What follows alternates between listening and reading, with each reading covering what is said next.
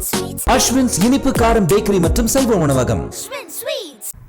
காஞ்சிபுரம் மாவட்டம் கீழம்பி பகுதியில் Patel courier service என்ற பெயரில் கண்டெய்னர் லாரியில் டூல்பாக்ஸ் செட்டப் போன்ற அமைப்பில் ரகசியமாக போதைப் பொருட்களை கடத்தி வந்ததை போலீசார் கண்டறிந்து அவற்றை பறிமுதல் செய்தனர். இதுகுறித்த கூடுதல் விவரங்களுடன் இணைகிறார் செய்தியாளர் துரை வெங்கடேசன். துரை, வணக்கம். இந்த கடத்தலில் ஈடுபட்டது யார்? முழு விவரம் என்ன? வணக்கம். இந்த காஞ்சிபுரம் மாவட்ட மதுவிலக்கு அமலாக்க பிரிவு டிஎஸ்பி சரண்யா தேவி தலைமையில அடங்கிய குழுவினர் இந்த மதுவிலக்கு அமலாக்க பிரிவு காவல்துறையினர் இந்த கீழம்பி பகுதியிலே வாகன சோதனையில் ஈடுபட்டு வந்தாங்க. இந்த கீழம்பி பகுதியிலே ஈடுபட்டிருந்த வாகன சோதனை போது அதிவேகமாக அந்த வழியாக வேகமாக வந்த கண்டெய்னர் லாரி ஒன்றை பிடித்து அடைக்கப்படுத்தி சோதனையில் போலீசார் ஈடுபட்டாங்க. அதிலே அந்த பார்சல் சர்வீஸ் துறையிலே மிகவும் பிரபலமான நிறுவனமாக விளங்கக்கூடிய இந்த பட்டேல் நிறுவனத்தில் அந்த கண்டெய்னர் லாரியானது காஞ்சிபுரம் மாநகரில் உள்ள இந்த பிரபல பட்டுச்சேலை விற்பனை கடைகளிலே இந்த கொரியர் சர்வீஸில் ஈடுபடுவது தெரிய வந்தது.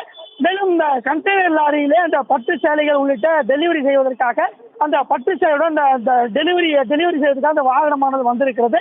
அந்த கண்டெய்னர் லாரியில இந்த டீசல் டேங்கின் அருகே ஒரு ரகசிய அறையை அமைத்து அதிலே கர்நாடக மாநில மொழி பொழிக்கப்பட்ட அந்த டெட்ரா பாக்கெட்டுகளில் உள்ள இந்த விஸ்கி மதுபானங்கள் 90 மது எண்ணிக்கையும், அதே போன்று தமிழக அரசினால் தடை செய்யப்பட்ட போதை வஸ்துக்களான 30 பவுச்சுகள், கூல்லிப்புகள் 160 கூல்லிப்பு பவுச்சுகள் உள்ளிட்டவை இருப்பது தெரிய வந்திருக்கிறது. இந்த சோதனையில இந்த கண்டெய்னர் லாரியை மதுவிலக்கு போலீஸ் அமலாக்க பிரித்தார் அந்த மதுவிலக்கு அலுவலகத்திற்கு கொண்டு வரப்பட்டு தற்போது இந்த சோதனையில் ஈடுபட்டு தொடர்ந்து அந்த லாரி ஓட்டுநரை தற்போது கைது செய்து தற்போது விசாரணையானது மேற்கொண்டு வருகிறார்கள். இந்த பிரபல பார்சல் சர்வீஸ் அந்த கண்டெய்னர் லாரியிலே போதை வஸ்துக்கள் கடத்தி வரப்பட்டது இந்த வியாபாரிகள் மத்தியிலே பெரும் அதிர்ச்சியை ஏற்படுத்தியிருக்கிறது. விவரங்களுக்கு நன்றி துரை வெங்கடேசன்.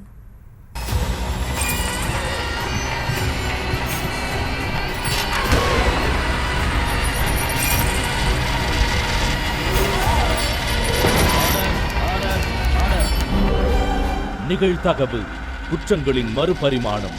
நாள்தோறும் இரவு 10 மணிக்கு இணைந்திருங்கள் நமது நியூஸ் தமிழ் தொலைக்காட்சியோடு.